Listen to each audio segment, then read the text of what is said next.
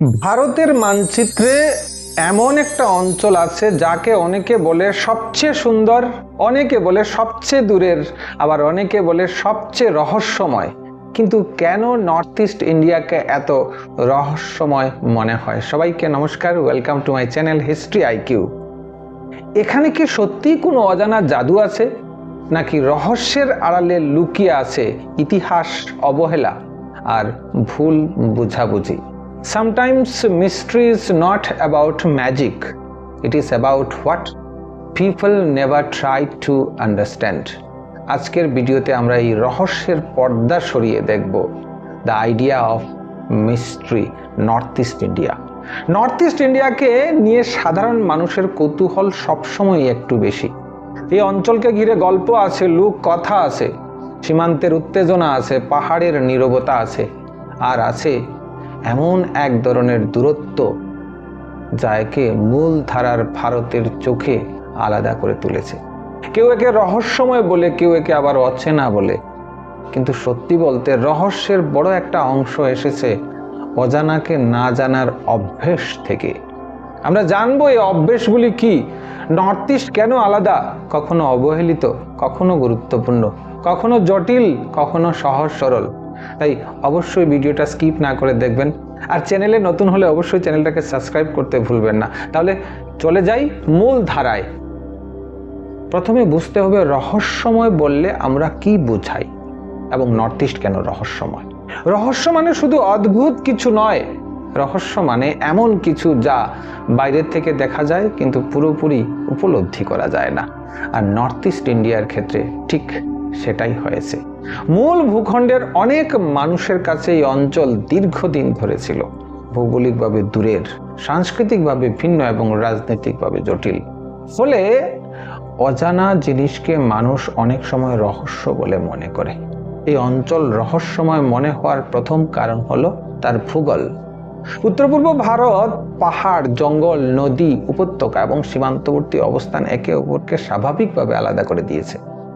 এখানে একদিকে আছে ঘন সবুজ পাহাড়, অন্যদিকে নদীমাতৃক সমতল, কোথাও গভীর উপত্যকা, আবার কোথাও দুর্গম পথ। এই ভূপ্রকৃতি শুধু চোখের সুন্দর নয়, চলাচলকেও কঠিন করে তোলে। দুর্গম জায়গা অনেক সময় মানুষের কল্পনায় রহস্যের জন্ম দেয়।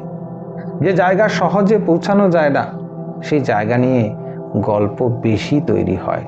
Distance create imagination and imagination often create mystery. দ্বিতীয় কারণ হলো মানবিক বৈচিত্র্য। নর্থ ইস্ট ইন্ডিয়াতে অসংখ্য জনগোষ্ঠী, ভাষা, উপভাষা এবং সাংস্কৃতিক গোষ্ঠী রয়েছে।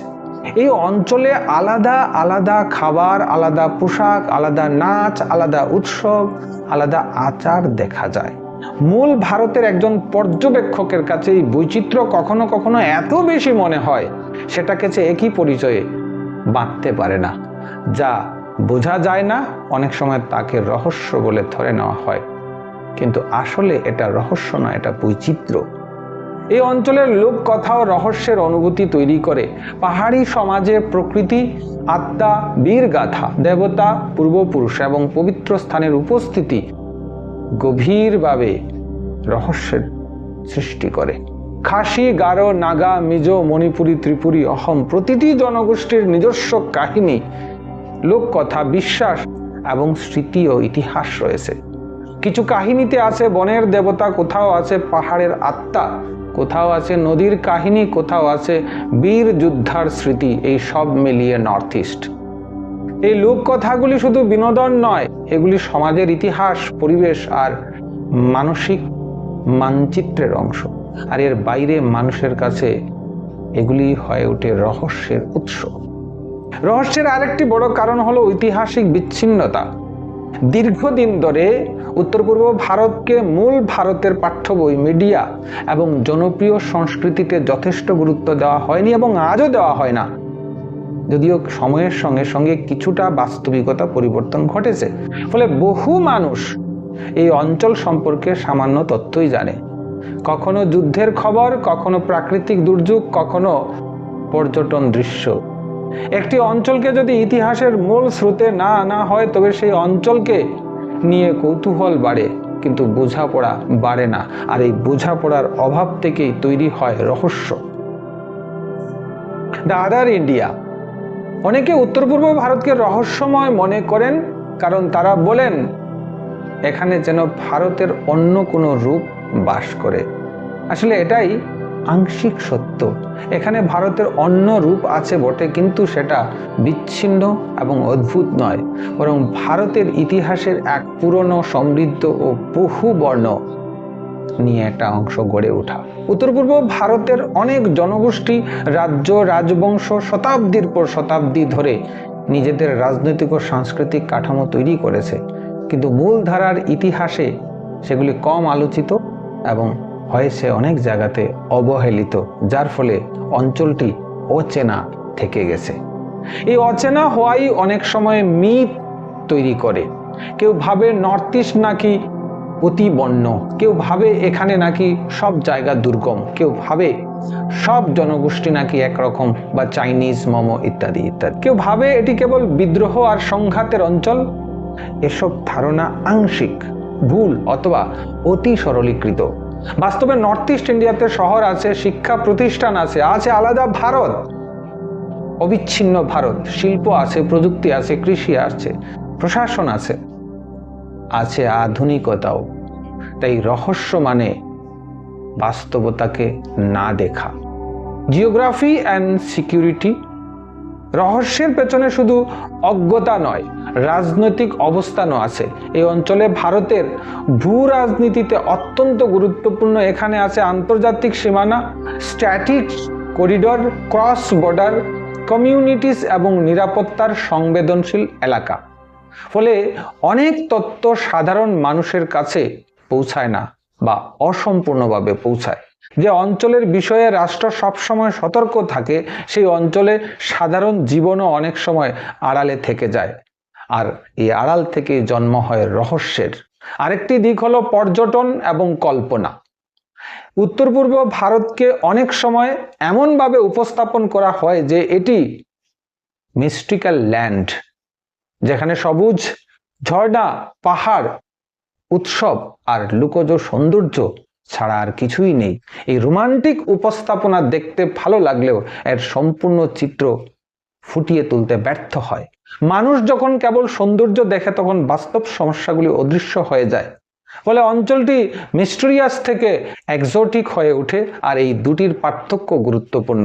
মিস্ট্রি বোঝায় না এক্সোটিক মানে দূরের আকর্ষণ। দুটোই কখনো কখনো বাস্তব মানুষকে পেছনে ফেলে দেয়।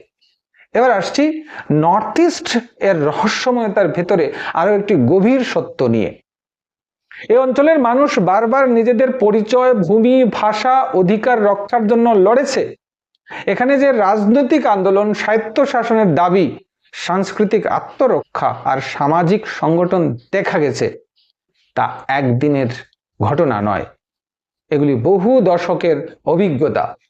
বাইরের কেউ যখন এইসব সংগ্রামের ইতিহাস জানে না, তখন তাদের কাছে অঞ্চলটি কেবল রহস্যময় মনে হয়।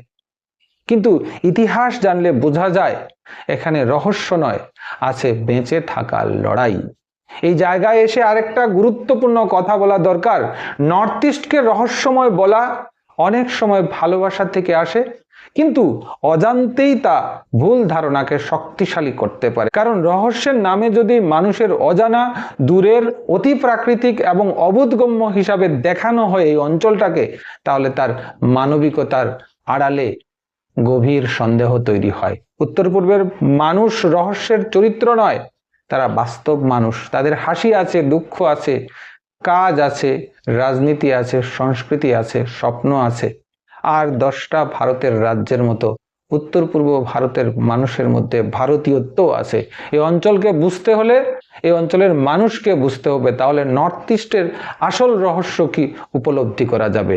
আসল রহস্য হলো এত সমৃদ্ধ ইতিহাস, এত সাংস্কৃতিক বৈচিত্র্য এবং এত রাজনৈতিক অভিজ্ঞতা, এসব কেন এত মূল আলোচনার বাইরে ছিল এতদিন।